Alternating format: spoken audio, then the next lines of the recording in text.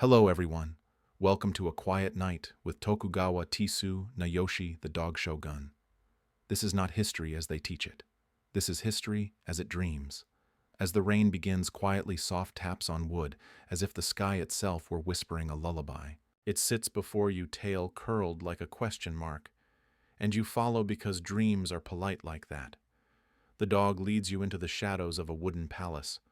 Lanterns sway above. Wind chimes sing in the eaves, and from around the corner a figure emerges, modest yukata straw hat in hand, eyes kind but unreadable. "I see the little one has found you," he says. "That's a good sign." You blink. "Who are you?" "I'm Tsunayoshi," he replies simply. "Fifth of the Tokugawa.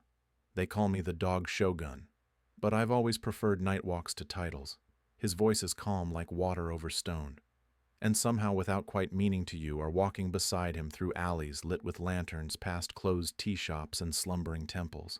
The Shiba walks ahead, tail swaying like a metronome to the sound of rain. "I hope you're not in a hurry," he murmurs. Edo has a strange sense of time, especially in dreams, and you realize this is no ordinary night. This is a journey through a forgotten world, hand in paw, step by step, guided by a man who once ruled it and a dog who remembers every corner. So breathe in, let the rain quiet your thoughts, and follow where the flute leads. This is Sleep Among Titans, and tonight you are dreaming in the age of the shoguns. If you're still awake, welcome. If your eyes are starting to close, that's okay too. You're right where you're meant to be. And if this journey brings you comfort, I'd love to know. Drop a comment or simply leave a light on by subscribing. After all, the next dream might be waiting just a few lanterns ahead. The Shiba Inu leads the way now, feet pattering softly on the cobbled path. Rain still falls gentle and rhythmic, brushing your skin like silk. You and Tsunayoshi walk side by side beneath the bamboo eaves of a quiet district. Here in the heart of Edo, the world seems folded in on itself, tucked neatly like origami, each turn a memory, each lantern a sigh. Tsunayoshi says nothing at first. His hand brushes the damp hem of his yukata as he walks, eyes focused not ahead but inward. The Shiba pauses to sniff a wooden post, and after an approving tail wag continues. You follow, half floating through time, half listening to the hush of the rain. Finally, the shogun speaks. "I was born in 1646, he says, voice even as if reciting an old poem. "The year of the dog." You glance at him expecting a smirk or some ironic aside. But no. His gaze is steady. In our way of reading the stars, he continues, this carries meaning. Not fate exactly, but a flavor, a leaning. "They say those born under the dog are loyal, protective, prone to melancholy, capable of unreasonable kindness." He pauses. "And occasional eccentricity." The dog ahead lets out a quiet sneeze as if agreeing. You both laugh, soft, companionable. You adjust your pace to match his. "In the palace," he says, "we had astrologers, of course, on Myoji, men who could map your past just by how the wind moved your candle. They studied my birth with such seriousness, you'd think they were writing the ending to a play they hadn't seen yet." He glances up at the misty sky where only the faintest hint of moon glows through cloud. "They said my spirit had an affinity with canines, that dogs would follow me, shield me, and that I in turn owed them something. An obligation written in stars. You raise a brow, and you believed them." He chuckles. "I was 6. I believed in thunder demons, and that rice could whisper advice if you were polite enough." Another pause. And then, with a faintly mischievous smile, "But my mother did believe." You both turn onto a narrow wooden bridge spanning a sleepy canal. The water below is dark, dotted with rain carrying lantern reflections like drifting fireflies. The bridge creaks underfoot, not from disrepair, but from age, from memory. "My mother Keishoin was not a woman to take omens lightly," he says. "She'd been a consort before becoming a mother. And in the inner palace, survival was often a matter of how well you read signs. A wrong dream, a misplaced hairpin, a cry in the night, these could doom you." He stops mid-bridge, leaning slightly against the railing. You join him, and the Shiba curls at your feet, content for now. She was told, Tsunayoshi says, that her son Mi would be guarded by dogs, yes, but also that if I failed to protect them in turn, disaster would follow. Illness, assassins, fire. He lifts one eyebrow. Very dramatic. You nod slowly. And so he shrugs. When I was a child, we always had dogs. Temple strays, market mutts, even a dignified old Akita with a limp and a suspicious relationship with our cook. The dogs were well-fed, better groomed than some of the courtiers. My mother never let anyone scold them, even when one peed on the scroll of a visiting poet. He laughs freely now, and you can't help smiling. The idea of a tiny Tokugawa prince defending a dog from a furious calligrapher is surprisingly vivid. She told me, if you live it is because the dogs watch over you.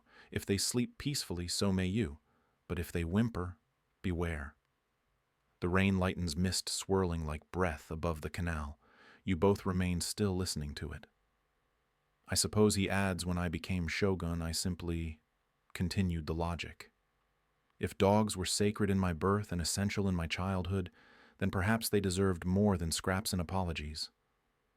He turns to look at you now, eyes clear. Have you ever felt that a part of your life was decided long before you had the tools to understand it? You hesitate. Like someone handed you a story half-written, he continues, and you've been trying to walk in the shape of it ever since. You nod slowly. Yes, you say. But I don't know how much of it is destiny, and how much is just momentum. Tsunayoshi smiles, soft, approving. That's the trick, he says. Knowing when the wind is blowing you, and when you've become the wind.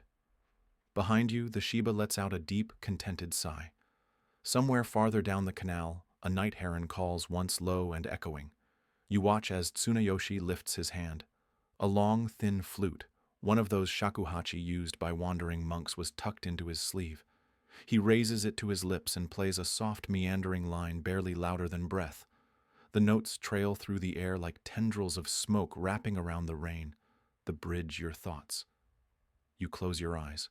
And in that moment, standing beside the dog shogun, in a dream of Edo, you believe just briefly that the stars did whisper once, that perhaps dogs do guard sleeping children, and that loyalty, even if irrational, is a kind of poetry. Tsunayoshi lowers the flute, nodding once to the river as if it has answered a question he never asked. Well, he says, come.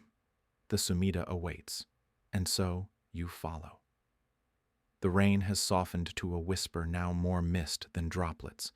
The Shiba trots ahead with confident familiarity, tail swaying like a pendulum, occasionally glancing back, as if to check you haven't wandered off into another century. Tsunayoshi leads you deeper into the heart of Edo, past shuttered tea-houses, quiet bridges, and rows of lanterns swaying gently on their hooks like sleepy sentries. And then, with no fanfare, the city falls away into stillness. Before you stretches a wide gravel path lined with ancient trees. At the far end, half veiled in mist, stands a temple gate, majestic, wooden, and timeless, Kaneji. This is where I learned, Tsunayoshi says, voice low, almost reverent. Long before the court, before scrolls turned to edicts and dogs had titles, you glance at him. His eyes are distant now, not with sadness, but memory. I was a quiet child, he continues. At least that's how the monks described me. Curious, yes, but never loud. I preferred listening. He chuckles softly. They thought I might become a scholar. A Confucian one, perhaps. I spent my mornings in the library, and my afternoons raking the garden. You step under the temple gate with him. The courtyard opens like a breath, a broad, open space flanked by wooden corridors where moss grows fat and undisturbed between the stones. He stops, looking out toward a rain-dappled pond where a few fat carp still circle beneath the surface. Confucianism. It's a bit like bonsai. Structured. Careful. You trim and shape and wait. There's beauty in restraint, peace in order. He turns to face you, smiling slightly. But peace and politics rarely mix. You both continue past a stone lantern worn smooth with time. I was taught that a good ruler listens before speaking. That virtue starts at home, and that compassion must be consistent even if it seems foolish. You raise an eyebrow. Is that why you fed the temple dogs rice balls meant for a hawk? He stops startled, then bursts into quiet laughter. Who told you that? He says, eyes twinkling. You gesture vaguely. A little bird, or maybe it was a veiled monk in the last part of this dream. He smiles, leaning on a wooden railing now overlooking a small moss garden. It's true, he confesses. I was about 12. The hawk was meant to be a lesson in discipline, a hunting bird trained and regal. They brought it to show me how to command loyalty. He pauses, then adds wryly, "But the hawk bit me." You laugh out loud, startling the Shiba, who lets out a quiet boof of indignation. I was bleeding, Tsunayoshi continues, mock dramatic and quite offended. So I gave its reward a perfect rice ball, still warm, to a dog waiting just outside the corridor. He wagged his tail and didn't bite me once. Loyalty, I thought, should be rewarded correctly. You nod. Seems logical. The hawk trainer disagreed, he adds with a grin. For a moment, you both watch the rain trail down the carved wood eaves. I suppose that's when I first realized, he says softly, that rules, even noble ones, must make room for kindness. Otherwise, what are they for? You glance at him. But kindness isn't always admired in power. No, he agrees. It isn't. People want strength they can measure. Swords, soldiers, proclamations. They forget that softness, too, can hold weight. That gentleness is also a kind of command. Behind you, a bell rings distant from the inner part of the temple. A monk passing with a paper umbrella bows silently, and Tsunayoshi returns the gesture with quiet familiarity. He continues walking, and you follow past ink-stained study rooms and wooden pillars etched with centuries of quiet footsteps. There was a time, he says, when Edo was nothing more than a fishing village and a few muddy roads. Now it's a mandala, each canal, each street part of a living diagram. Rice moves, rumors move, and dogs, it seems, move everything else. He stops and looks around, gesturing with open palms. The city breathes. And every creature in it, merchant, monk, magistrate, mutt, has a place in the rhythm. That's what I tried to protect. The Shiba circles your feet, then flops down in a puddle, perfectly content.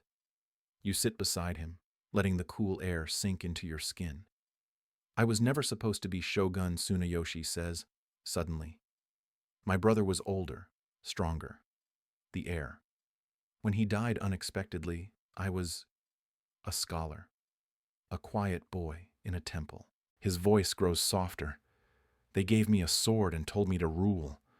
But I never forgot the monks, the garden, the dog who didn't bite. He stands slowly and offers you a hand. So now he says I write laws like verses. I build kennels like pagodas. I protect animals not because they are useful, but because they are alive. He shrugs, smiling again. Maybe it's foolish.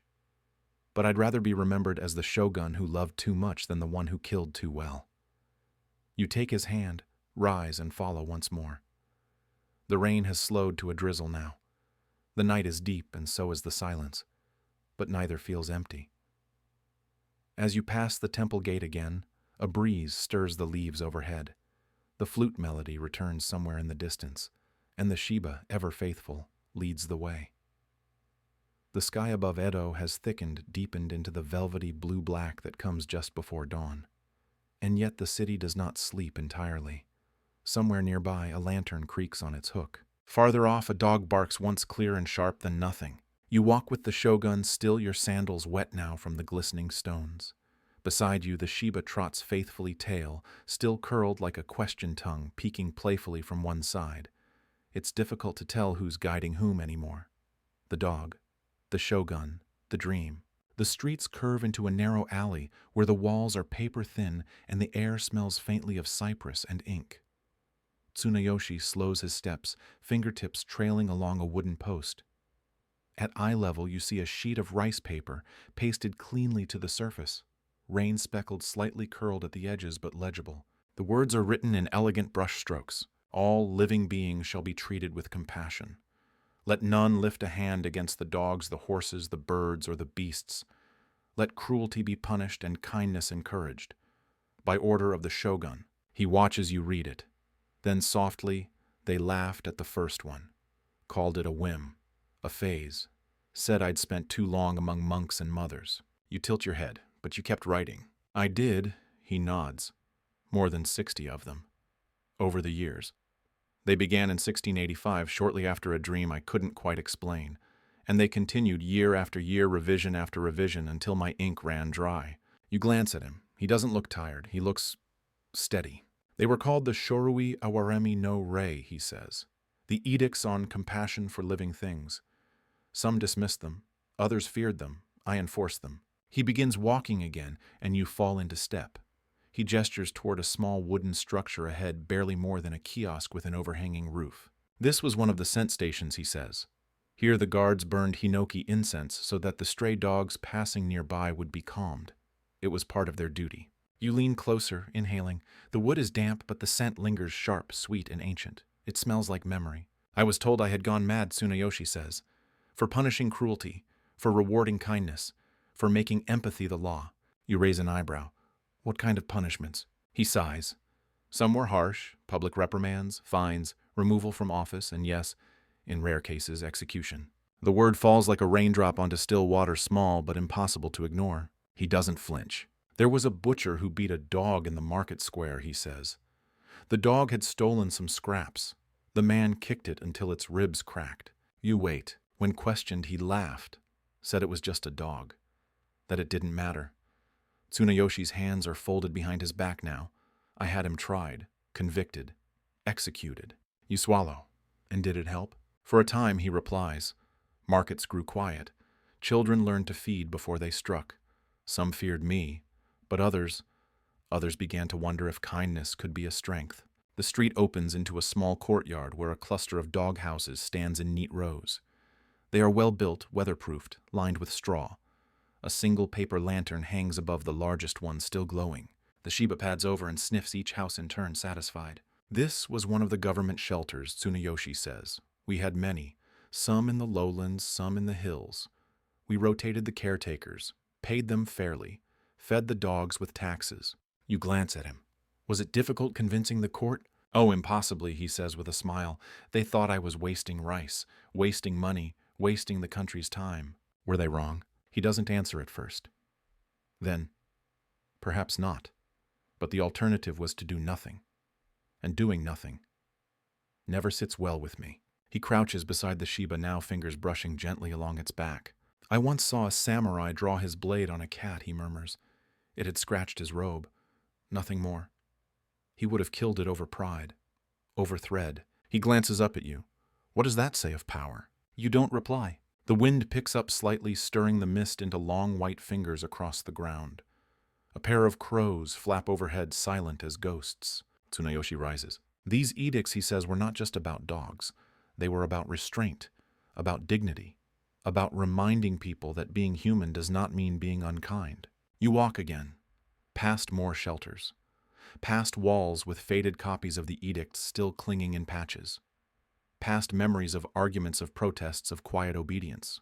There were stories, he says, tone suddenly lighter, of peasants bowing to their cows, of tax collectors apologizing to pigeons. One clerk even included a rooster in a census report. You blink. Seriously? He grins. It was listed under dependents. The Shiba barks once, just a small amused sound. You laugh. The Shogun laughs too. I was ridiculous sometimes, he admits. But better to be ridiculous and kind than brutal and forgettable. A silence settles then, not heavy, but thoughtful. The kind that fills the space between raindrops. Ahead, the first hints of morning begin to shift the clouds. A pale light stretches along the rooftops of Edo, touching the tiles with silver. Tsunayoshi stops. Do you know what I feared most, he asks quietly. You shake your head. That they'd forget. That 100 years from now, no one would remember why a man might choose to save a dog instead of wage a war. He gazes out across the city. But perhaps dreams last longer than memory. And with that, he steps forward once more, the Shiba leading as always as the sky behind them begins to glow. The path into the hills of Yamanote curves gently upward, veiled in mist and cedar-scented silence. Rain still clings to the edges of every leaf, glimmering like glass pearls under the soft light of lanterns that line the cobblestone road. Edo, for a while now, has faded behind you, its noise, its laughter, its petty arguments all tucked safely below the clouds. Here the air is different, calmer, colder, and curiously expectant. Tsunayoshi walks ahead, one hand folded behind his back, the other loosely holding a fan, though he hasn't opened it once tonight. The Shiba trots beside him, tail up, ears alert, clearly excited to be returning to this place. You crest the hill just as the fog parts, revealing what at first appears to be a small fortified village. Gates, watchtowers, long wooden barracks, rows of tiled roofs stretching out like waves on a quiet lake. Only when you hear it do you realize this is no village. This is a city of dogs. Soft tail thumps echo through the air, dozens of them, maybe hundreds, hitting the cedar walls in rhythm like a drumline in sleep. You hear quiet yips, the occasional curious bark, the scrape of paws adjusting in straw beds. The buildings breathe with life. Tsunayoshi pauses before a tall gate. Its frame is carved with vines and chrysanthemums, a stylized paw print etched above the lintel. "Welcome to the Yamanote Sanctuary," he says. "We built it 20 years ago, the first of its kind, a place where the abandoned would sleep warm and wake fed." He pushes open the gate. The hinges creak with dignified age. Inside, the shelter is organized with a precision that would shame a military camp. Kennels are arranged in square grids, each structure large enough to house a dozen dogs comfortably. The roofs are steep, rain-resistant. Bamboo screens provide privacy and shade. At the center lies a circular courtyard where a stone cistern overflows gently into a wooden trough. "They drink from there every morning," Tsunayoshi says, "water blessed by temple monks." You walk slowly in awe. Each kennel is marked not with numbers, but names. And not just for the dogs. Caretaker Genta, shift sunrise. Notes. Will not eat if watched. You blink, you kept notes. Every dog had a record, he says. Likes, dislikes, habits, fears. One old spaniel hated thunder. We wrapped her in cloth and let her sleep beside the incense burners during storms. You peer into one of the empty kennels. Straw bedding is neatly arranged. A lacquered food bowl sits near the corner carved with clouds and pine. What did the caretakers do, you ask? They bathed them, fed them, played with them. Some learned commands. Others just listened to stories. You turn stories. Monks would come read sutras aloud. Farmers recited folk tales. Some samurai even used them for meditation. Watching a sleeping dog was said to calm the heart. You and Tsunayoshi reach a raised pavilion at the rear of the sanctuary. Its steps are worn smooth by use. Inside, scrolls line the walls. Low tables hold brushes, ink, and carefully stacked reports. This was the record hall, he explains, where scribes kept logs, illnesses, dreams, behaviors. One wrote a haiku every evening. He walks over to a scroll pinned gently on the wall, reads aloud. Rain fills the rice bowl. A tail thumps once in reply. Nothing else is said. You smile. That's oddly perfect. Dogs speak in small answers, he says. You just have to know how to hear them. The Shiba noses open a side door, revealing an enclosed garden behind the pavilion stone paths, flowering shrubs and wooden platforms under cherry trees. This was the recovery garden, Tsunayoshi says. For the sick, the elderly, the frightened. No barking allowed. You crouch beside a small carved statue, a seated dog with its paw resting on a bell. It's quiet here. It had to be, he says. Kindness doesn't grow in noise. As the morning light creeps further into the mist, you both walk slowly through the sanctuary. Some of the kennels still bear faint traces of their occupants, a worn blanket, a tooth-marked toy, a tuft of fur caught in the slats. Then you reach a wall, a long stretch of cedar with hundreds of names carved into it, some elegant, others messy, some short, some poetic. A grave marker. No, Tsunayoshi says, a memory wall, for the ones we couldn't keep. You touch the wood, it's smooth and warm, and the people you ask, did they understand? He exhales. Many did not. They thought I was mad, that I drained the treasury for fleas. They called this the palace of barking idiots. You glance around, it doesn't feel foolish. It never was, he says softly. But foolishness is easy to label when kindness costs you something. You walk to the edge of the sanctuary where the hillside drops into a soft valley. Below, Edo shimmers in the newborn light. From here you can see the river winding like a thread through the city's fabric. I taxed the rice, he says. I asked for a portion of grain to be set aside. For dogs. For this. You turn to him. And did they starve? No, he says, but they resented me. Said I fed beasts while men went hungry. You hesitate. Did you regret it? He looks at you with eyes neither hard nor apologetic. I regret many things. This is not one of them. The Shiba sits between you, now yawning. Tsunayoshi reaches down and scratches behind its ears. We saved thousands, he says. Not all, never all. But for each one who slept warm, it was enough. The wind rises, rustling the cherry trees, sending petals cascading like soft pink snow. They said the dogs brought nothing, he murmurs. But they brought stillness. They taught patience. They gave us something to care for beyond profit or politics. He turns to you, not smiling, not stern, just quiet. And in return, all they asked was a place to lie down. You both stand in silence for a while, watching Edo awaken below. A temple bell rings once. Somewhere down in the city, a rooster cries. "Come," he says at last. "The next street we walk is a narrow one, full of ash and footsteps no one remembers." The Shiba trots ahead again and you follow. The sun continues to rise, but your night is not yet done. The air shifts as you leave the sanctuary behind. The path turns downward again, threading through neighborhoods closer to Edo's restless heart. Though the rain has paused, everything still glistens, roof tiles, railings, the leaves that tremble on bamboo stalks. A hush lingers like the city is waiting for its cue. Tsunayoshi walks without speaking. His wooden sandals barely make a sound on the slick stone. The Shiba leads confidently now, as if it knows the turns of this street better than memory itself. You soon find yourself in a part of town built with breath and kindling. Wooden buildings crowd close. Long row houses, Nagaya, lean into one another for warmth. Each one is narrow, 2 stories tall, with wooden shutters and paper doors. You pass laundry left out under overhangs, firewood stacked neatly, and shoes arranged with practiced care. The lanes are tight, just wide enough for 2 to walk side by side. "This is where fire walks," Tsunayoshi says quietly. "And sometimes dances." You glance at him, puzzled. "They call it the flower of Edo," he explains. "A strange name for something that burns everything." He turns down a narrow alley and you follow your steps, muffled.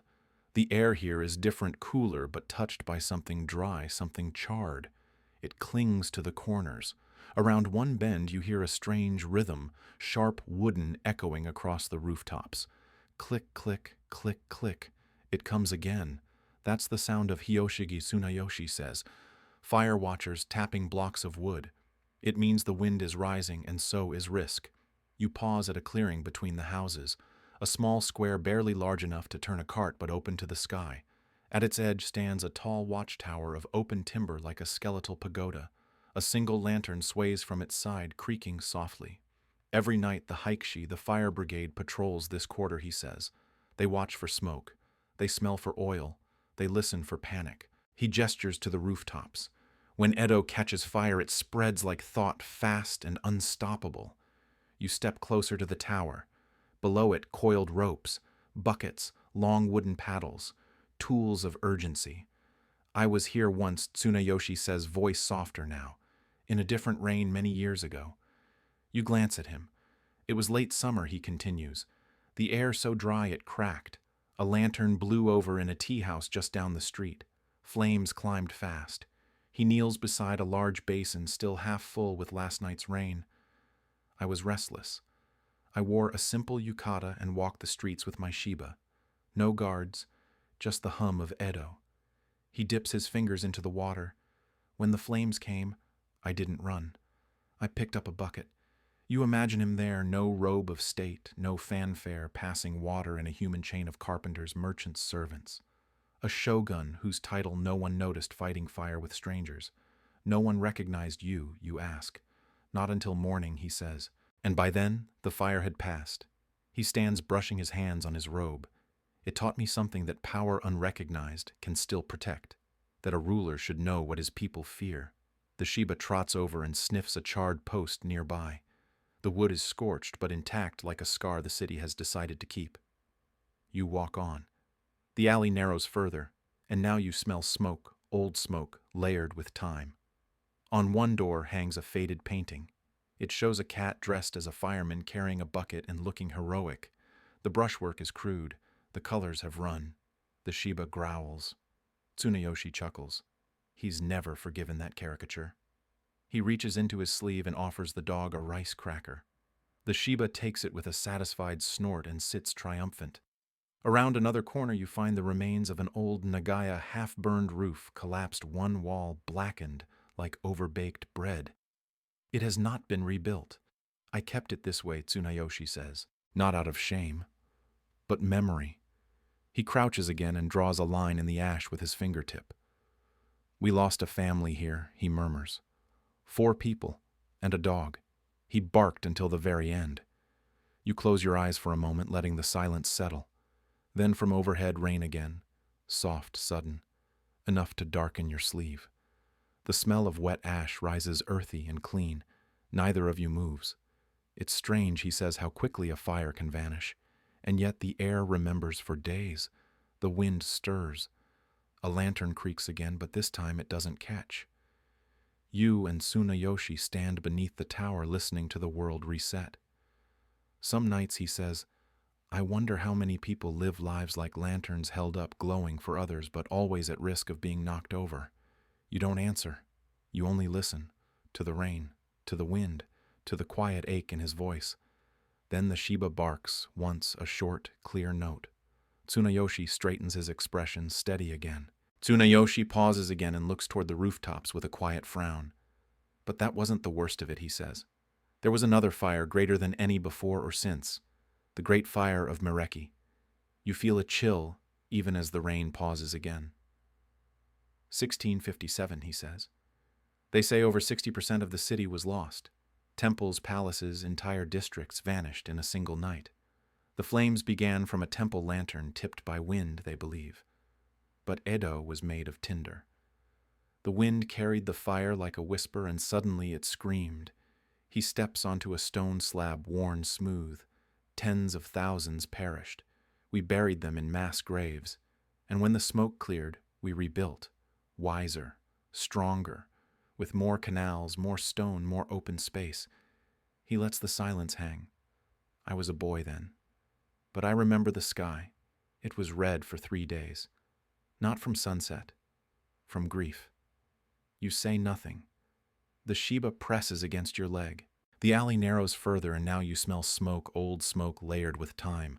On one door hangs a faded painting. It shows a cat dressed as a fireman carrying a bucket and looking heroic.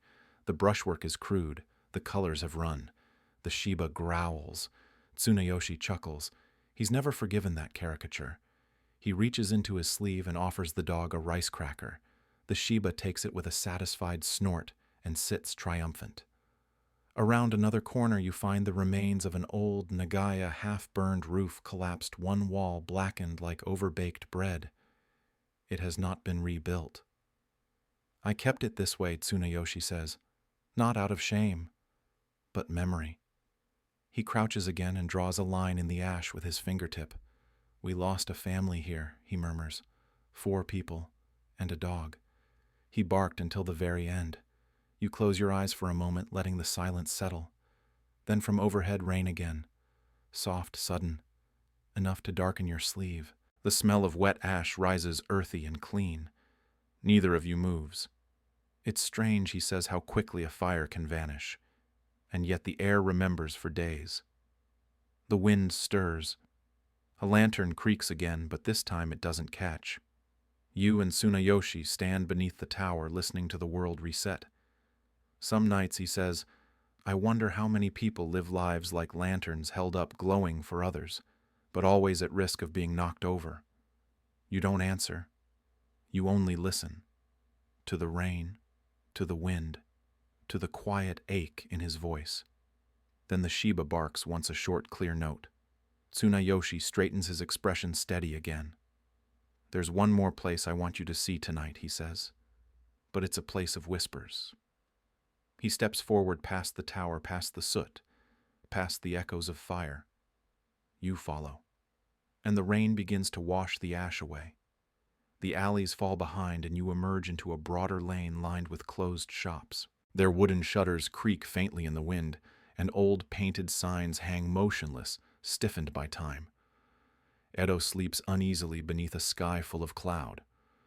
The Shiba sniffs the base of a lantern post, then leads the way. Not everyone agreed with me, Tsunayoshi says suddenly.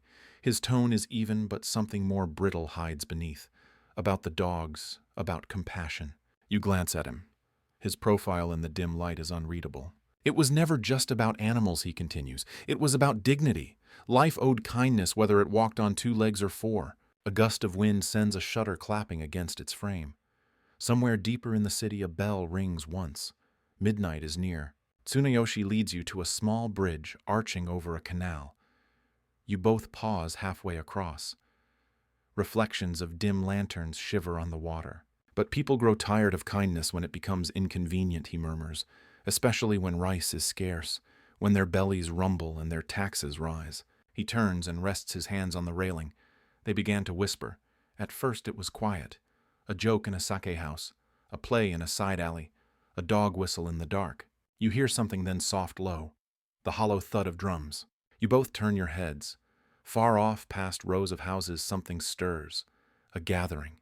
The faint squeal of shamisen strings. A beat. A performance, Tsunayoshi says. Come. You follow him through side streets until the light of paper lanterns glows ahead. A makeshift stage has been raised in a small courtyard ringed by curious faces. Men, women, children. Even a few dogs lying at their owner's feet. On stage, actors in elaborate wigs pantomime a domestic scene. A man returns home only to find his wife has sold his rice to feed stray puppies. The crowd laughs. Then another actor enters a magistrate with an exaggerated hat and a scroll of laws. He berates the woman. The rice was meant for taxes. She bows low, apologizes. But then a dog barks. The magistrate stumbles. The dog steals his scroll. The audience howls with delight. This is what rebellion looks like in Edo, Tsunayoshi whispers to you. Not swords, but satire. He watches not with anger but with a distant sadness. Some say this is the highest form of respect. He adds, mockery means they think I listen, that I care enough to be ridiculed. The play ends. Applause.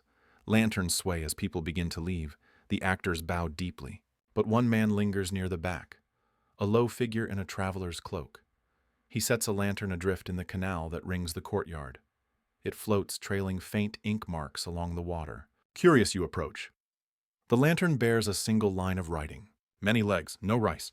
Tsunayoshi reads it and smiles without joy. They said that in jest, but it stung. He turns to you. A monk was once arrested. He had stepped on a dog's tail by accident. His crime was not the act, but the indifference. You say nothing. Was it too much, he asks the knight? Too soon, too gentle for a world that does not yet value gentleness. The Shiba brushes your calf. You reach down to scratch behind its ears. I never wanted obedience, he continues. Only reverence for life, even in its smallest form. He steps away from the canal and into the deeper dark. You follow. The streets narrow again. A smell of incense drifts on the breeze. From one wooden door half open, a tune escapes. A shamisen playing something old and aching. Its strings stretch between nostalgia and longing. You pause. Not all protests, shout, Tsunayoshi says. Some whisper through music, through paper, through paint. A lantern above the door flickers. The shadow of the Shiba dances on the wall. They called me Inukubo, he adds after a while. The dog shogun. They thought it insult. I took it as reminder. He stops beneath a tree where the ground is scattered with fallen petals. The people wanted fewer laws. I wanted fuller hearts. Perhaps we never truly hurt each other. The wind picks up. The petals lift, spin, settle again. Come, he says, gesturing forward. We're not far from the place where memories sleep. And you walk. Past shops with shutters closed. Past whispers folded into lanterns. Past the quiet ache of a city that loved and laughed and sometimes misunderstood. You walk with the dog shogun, and the Shiba walks with you, and the night listens. The courtyard has emptied, but the echoes of laughter still seem to hang between the stones. You follow Tsunayoshi through a narrow lane past shutters drawn tight and lanterns burning low. The Shiba trots ahead, tail aloft, proud of his night patrol. There was a time, Tsunayoshi says, when I thought silence meant approval. Turns out it just meant people were saving their punchlines for the right occasion. He leads you into a small wooden structure nestled behind a shrine. Inside it smells of cedar and ink. Scrolls line the shelves stacked like old secrets. The room is dim, but a single oil lamp glows on a low table. It flickers, casting golden ripples across the floor. Tsunayoshi sits cross-legged and opens a chest. From within he pulls a bundle of papers, some yellowed, some crisp. Each one bears a brushstroke of protest. Anonymous poetry, political pamphlets, one deeply emotional haiku, written by someone who really hated dogs, he says. I keep them all. He holds one up. The brushwork is swift, angry. Your mercy to mutts, yet rice bowls remain empty. Are we less than dogs? Ouch, you murmur. Quite. Another is a satirical drawing a dog dressed in robes sitting in a magistrate's chair scolding a rice farmer. This one was popular, he notes. I heard it was reprinted by at least 5 underground printers. You flip through more, a song lyric about a rice thief with 4 legs, a cartoon of a samurai bowing to a poodle, and a note that simply reads, "Next time vote for the cats." Tsunayoshi chuckles. I tried to read them all with a clear mind. But sometimes I laughed first. Sometimes I didn't. The Shiba curls up beside the lamp, eyelids drooping. Tsunayoshi pours tea from a pot that has clearly been waiting all night. He offers you a cup and the warmth is instant. Do you know he muses that a fisherman once mailed me a petition signed with fish scales? I still don't know how he managed it, but the message was clear. More bait, fewer barks. You sip your tea, unsure whether to laugh or apologize. I love them for it, he continues. Not the insults, but the spirit. They resisted with cleverness, with rhythm. That's a kind of loyalty, too. He sets the cup down. One woman wrote to me in verse every month, always unsigned. Her handwriting was impeccable, her logic brutal. One line I'll never forget. He recites, "You shelter stray dogs, but not the widowed farmer, whose cries you don't hear." You look toward the stacks of scrolls. The room feels heavier now, like it's sagging under the collective weight of unheard pain. Compassion is noisy, he says, and absence even more so. The oil lamp gutters. A breeze sneaks in. Tsunayoshi rises, carrying a handful of scrolls to a small altar in the corner. It is bare save for a bowl of ash and an incense stick unlit. Tonight, he says, we honor their voices. He lights the incense. The first curl of smoke rises. You sit beside him. The Shiba yawns and shifts closer. Maybe they were right, he says softly. Maybe they weren't. But they were brave to speak. Outside, a bell chimes twice. The hour moves forward. They never hated the dogs, you know, he adds. Just the idea that they mattered more than people. He looks at you. His eyes are tired but warm. So I listen. Still. Even now. You nod. The incense crackles. The papers rustle in the breeze. And for a long while the silence returns. Not the silence of ignorance or neglect, but of contemplation. A silence earned. And outside, Edo breathes on. Morning feels like a rumor still waiting for confirmation. The sky is a faded tapestry, threads of lavender and ash pulling at the edge of dawn. You and Tsunayoshi step out of the incense room, the Shiba stretching luxuriously as if it too has shed a few philosophical burdens. The city paints its truths in layers, Tsunayoshi says, tucking a scroll into his sleeve. Sometimes ink, sometimes whispers, sometimes paw prints. The streets grow broader again, though still hushed. Market stalls lie dormant, but ahead a paper lantern flickers stubbornly outside a shop. As you approach, you notice the sign above the door, Nihonbashi Woodblock Studio. Tsunayoshi lifts the curtain and steps in without knocking. You follow. Inside, the air is rich with the scent of ink mulberry paper and something citrus-like, perhaps a drying agent. The walls are covered with prints, ukiyo-e portraits of kabuki actors, courtesans, and in one corner a series featuring dogs in elaborate scenes. A Shiba in a tea house, a spaniel at a moon viewing party, a mutt staring longingly at a rice ball. An elderly man looks up from a bench near the back. He wears a robe dusted with ink and a grin like he's been expecting you for 30 years. You brought the dog again, he says to Tsunayoshi, nodding at the Shiba. He brings himself, Tsunayoshi replies, sitting beside a tray of brushes. You linger before the wall of prints. Each one tells a story, but not always the one it was meant to. A dog in court robes is labeled the true magistrate. Another shows Tsunayoshi himself seated beneath a cherry tree, reading a scroll to a pack of attentive pups. They made me a mascot, he says, before they made me a caricature. The artist begins preparing a new block. He glances at you. You're the night guest, he says. He brings one every year. Different soul. Same lantern eyes. You're not sure how to respond, so you bow. He nods approvingly. Tsunayoshi picks up a half-finished print and examines it. Art was always faster than law, he says, and often kinder. The artist chuckles. Not always kinder, but at least it's prettier. You watch as he inks a new plate. The image reveals itself slowly, a dog sitting in the middle of a bridge at night lanterns behind it, river below. It's you and the Shiba. We caught you just before the wind changed, he says. You blink. Don't worry, you're not trapped in the wood. Just remembered. Tsunayoshi sets the print down. Edo doesn't forget easily. we just file our memories in color. A box by the window contains sketches. You rifle through scenes of rice shops, stray dogs, fire brigades, even a comic sequence showing a puppy attempting to light a lantern and failing spectacularly. One sketch catches your eye, a quiet drawing of Tsunayoshi walking alone at night, the city behind him blooming like mist. He gave me that pose, the artist says. Said, draw me like someone who listens, not someone who commands. You nod, setting the sketch down with care. Ink remembers, Tsunayoshi says, even when the world does not.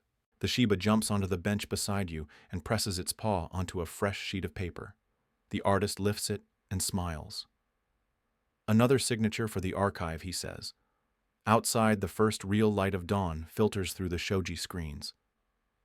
Tsunayoshi stands. Come. There's one last place I want you to see before the sun claims the city. The artist waves. Try not to spark any fires this time.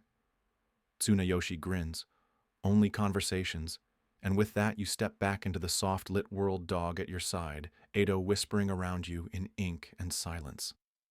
As the door of the woodblock studio slides shut behind you, the morning brightens slightly, but Tsunayoshi doesn't lead you back into the open street. Instead, he turns left into a side alley shaded by low eaves and paper umbrellas folded for the night. You round a corner and come to a squat two-story building with faded blue curtains and a wooden sign nearly swallowed by ivy. The characters on it read, Second Tales Bookstore. Inside, the smell is divine aged paper cedar shelves and a faint familiar hint of roasted barley.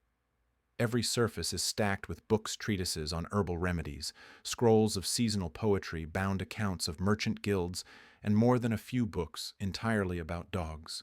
Pamphlets illustrated with wagging tails, journals of strange canine court cases, and curiously, a small shelf labeled fiction by anonymous government officials. An elderly shopkeeper peers over tiny spectacles. Ah, he says. The dog Shogun returns. Tsunayoshi bows lightly. And this year's lantern-eyed guest. The shopkeeper nods at you. Look for the shelf that barks. It always chooses correctly. The Shiba trots away immediately and sniffs along a row of low cabinets. It stops at a thick book bound in faded red and gives a dignified woof. Tsunayoshi picks it up. The Whispering Tale, a collection of parables and parodies. He opens it to a random page. The monk and the stray who debated compassion over a bowl of pickled plums. Still holds up. The shopkeeper gestures behind the counter. Your old shelf's still there. Tsunayoshi walks to a corner nook where a few volumes sit beneath a dusty sign that reads, Books Never Officially Banned. He pulls one out, thin, brush-lettered, and obviously handmade.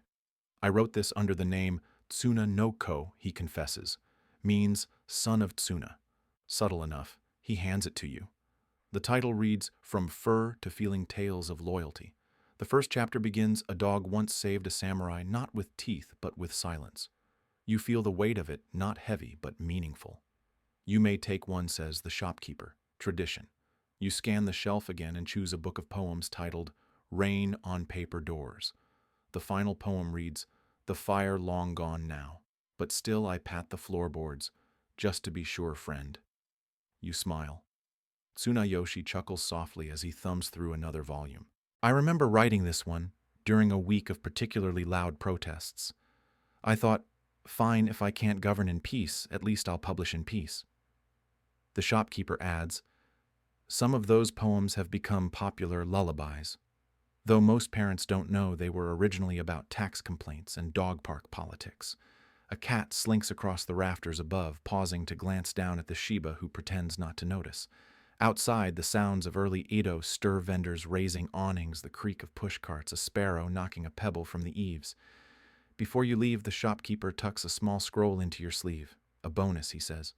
Instructions on how to spot a disguised poet. Very handy if you're planning to stay in Edo.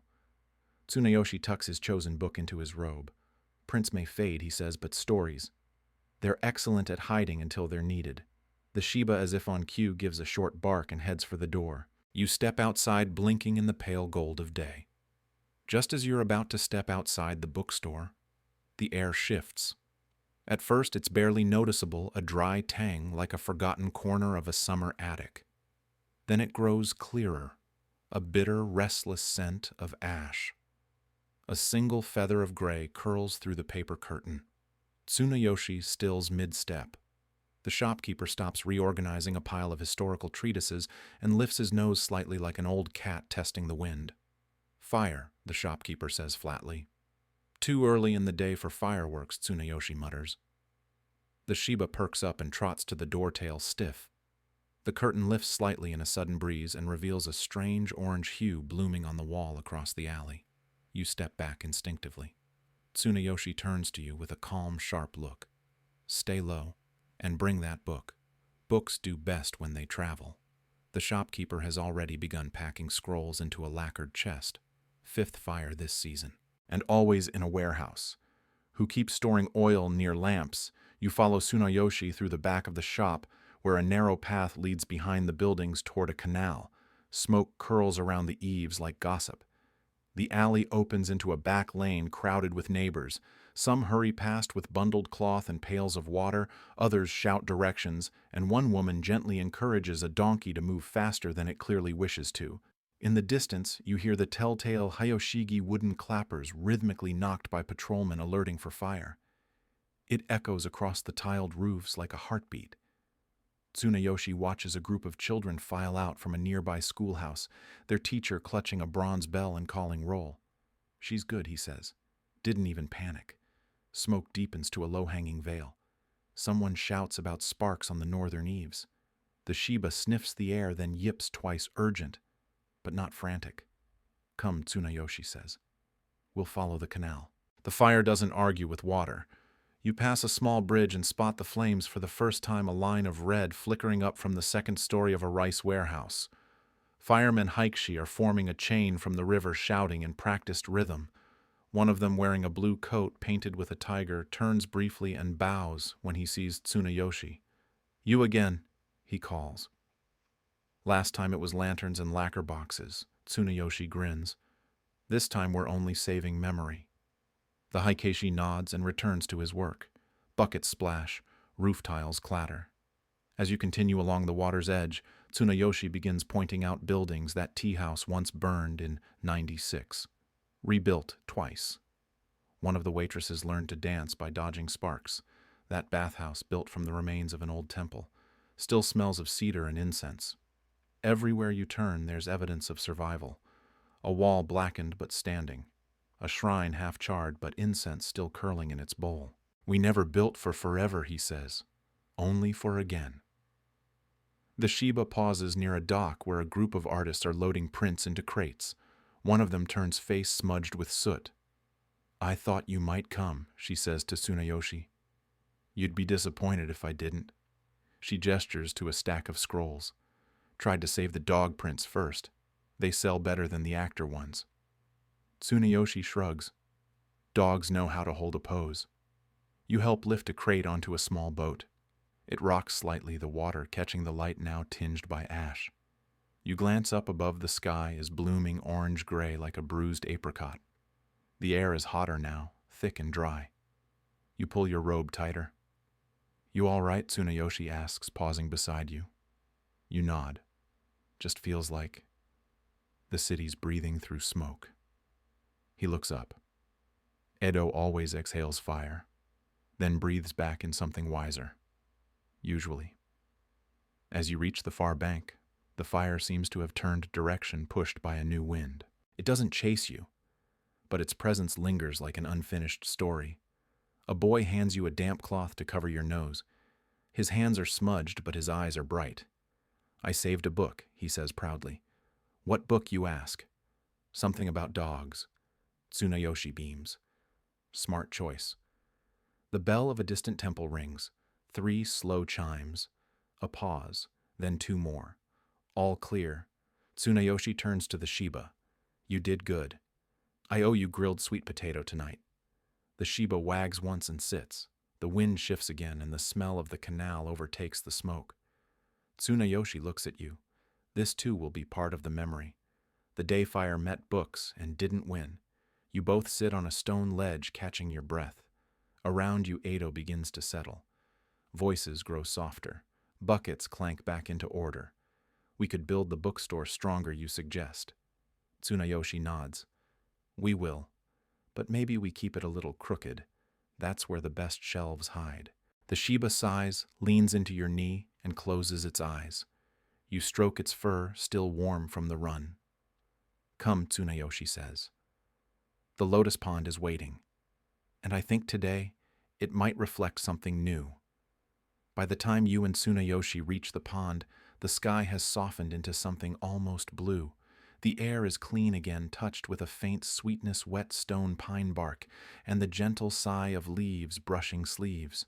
The lotus pond lies just beyond the grounds of Kaneiji, its wide, flat leaves swaying gently like parasols napping on the water. A mist still clings to the edges, reluctant to let go of its quiet kingdom. You slow your steps instinctively.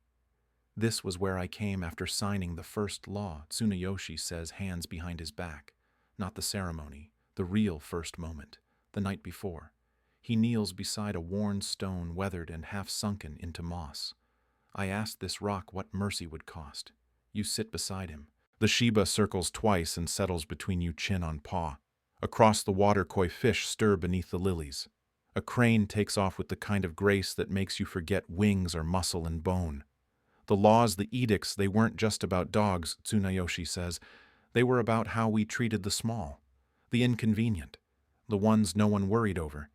He smiles at the Shiba. Though yes, dogs benefited greatly. A breeze rustles the reeds. Somewhere in the distance a bamboo fountain fills and tips with a wooden clack. The sound echoes into the quiet. I know the nicknames they gave me, he continues. Dog Shogun, Mad Tsuna, the paws and scrolls shogunate. You laugh. I heard that last one from a bookseller in Osaka, he adds. Said it with affection. A carp breaks the surface with a plop, sending ripples across a patch of lotus leaves. Did it hurt, you ask? Hearing what they said, Tsunayoshi doesn't answer at once. He picks up a flat pebble and skips it across the pond, 2 hops, then a gentle sink. It hurt less than watching someone kick a stray for fun, he finally says. And it stung less than being silent. The sun pushes higher. Shadows soften. When I died, he says, brushing a hand over the moss, they rescinded the laws, said they were excessive, that the city needed its food and patience back. You nod not because you agree, but because you understand how people always rearrange the world once a leader steps away. But not everything was lost, he adds. The compassion remained in corners, in the way children treat animals, in how kabuki stages began using silence more deliberately like breath. You watch a petal fall, land on the surface and float. There are shrines to dogs now, you say quietly. There are Tsunayoshi nods. They smell of incense and memory. That's enough. A group of monks passes along a far path, their robes rustling like silk over stone. One of them waves. Tsunayoshi returns it casually, like someone who has waved many times before. The Shiba raises its head ears alert. Come, Tsunayoshi says, standing. The pond has remembered enough. Time to walk again. You rise, brushing dew from your sleeve. As you follow him along the winding path through Kaneiji's garden, the Shiba trots ahead, occasionally looking back to make sure you're still there. Some say dogs have no concept of legacy, Tsunayoshi says. But look how carefully they remember every path, every tree, every face. The path curves past a gate wrapped in ivy. Beyond it lies a cemetery, stones like teeth biting into moss. At its edge stands a modest marker carved, simple, etched with paw prints. Some people ask if I regret it, he says, hands resting lightly on the gate. All the rice I spent, the patience I spent, the ridicule. He exhales. I don't, because I remember what we saved. You both pause there, letting the wind comb through silence. Tsunayoshi turns toward you, face lit softly by morning. Walk with me a little longer. There's still one more whisper in Edo I want you to hear. The Shiba barks once, already heading down the path, and so you go feet soft on moss heart, warm memory gathering like petals in a bowl. The path that leads away from the lotus pond narrows, coiling into a grove of ginkgo trees whose fan-shaped leaves scatter like paper wishes across the stones. The wind has shifted, less playful now, more contemplative. Tsunayoshi walks ahead in silence, and even the Shiba trots without its usual swagger as if something solemn has brushed against the day. Not far now, Tsunayoshi says, his voice quieter than before. You pass beneath a low archway of twisted branches and suddenly the world hushes. No temple bells, no laughter. Only the sound of gravel underfoot and the distant coo of a wood dove. The shrine reveals itself slowly, a secluded clearing wrapped in moss and time. No grand gate, no vermilion lacquer. Just a wooden structure roof, bowed slightly, stone steps, green with age, and a single lantern swaying gently on its hook. On its front, painted in faded strokes, is a paw print. Tsunayoshi pauses at the foot of the steps. This place, he says, was not built by decree. It grew from the people. You climb beside him, careful with your steps. A wooden plaque beside the shrine lists no names.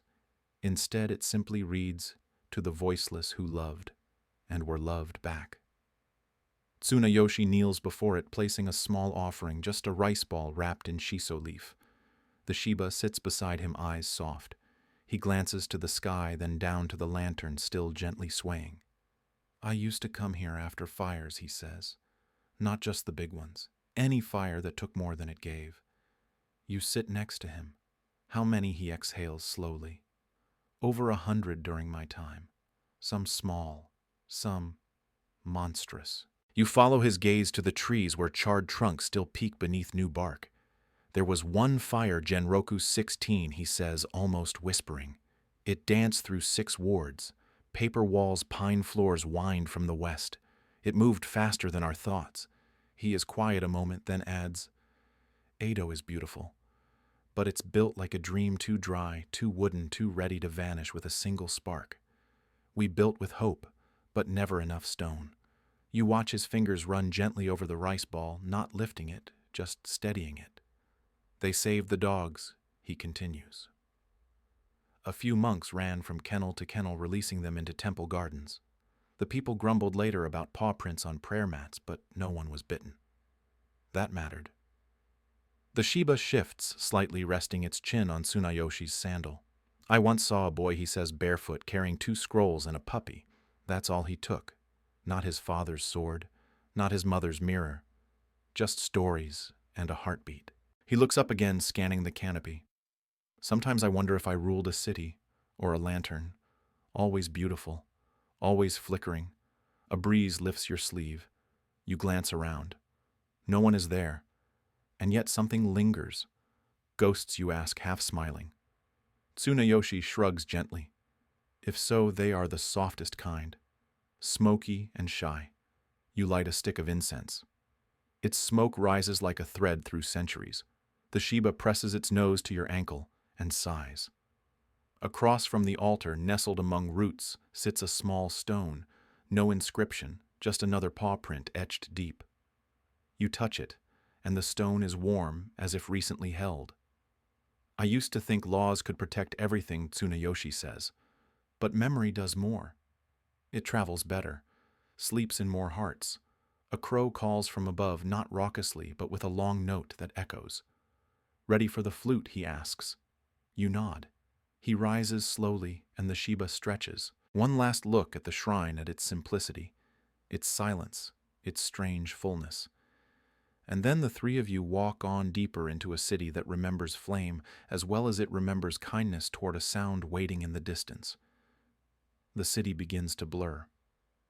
Not in a panic, not in haste, but like a watercolor left too long in morning rain. The streets no longer stretch clearly ahead. The lanterns don't flicker from candles, they flicker from memory. And the voices once crisp now drift like the last notes of a lullaby. Tsunayoshi walks ahead slower now, his hands clasped behind his back. The Shiba pads softly at his heel. You follow, though, each step feels like a thread pulling you back toward waking. Edo always felt like a song half finished, he says. Too beautiful to end, too fragile to repeat. He leads you to a bridge of unpainted wood arching over a narrow canal where the water reflects only clouds. At the center, he stops. Takes something from his sleeve. A flute. Simple. Bamboo. Its edges smooth from use, not display. He raises it to his lips and plays. The notes are soft, hesitant at first, then sure. The kind of melody that doesn't need applause. It curves like mist, rises like breath on a cold morning. You close your eyes. As he plays, images stir behind your eyelids. The scrolls in the bookstore whispering. The boy with the puppy. Lanterns carried by those who had nothing left but the will to walk forward. A dog pausing beside a shrine.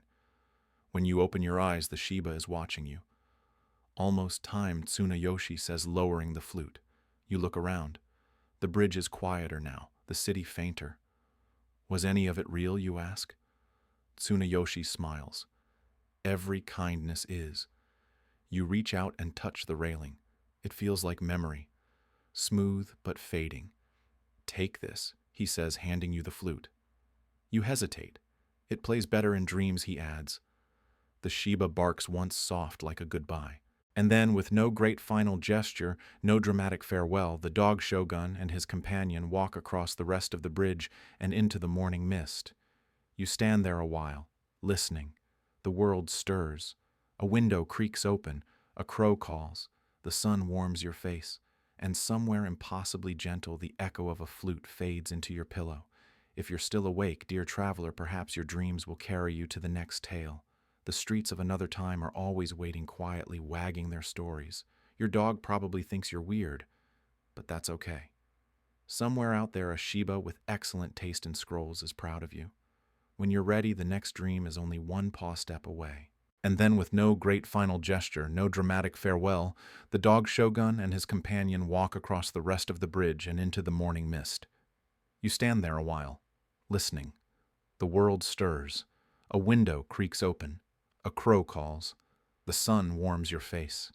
And somewhere impossibly gentle, the echo of a flute fades into your pillow.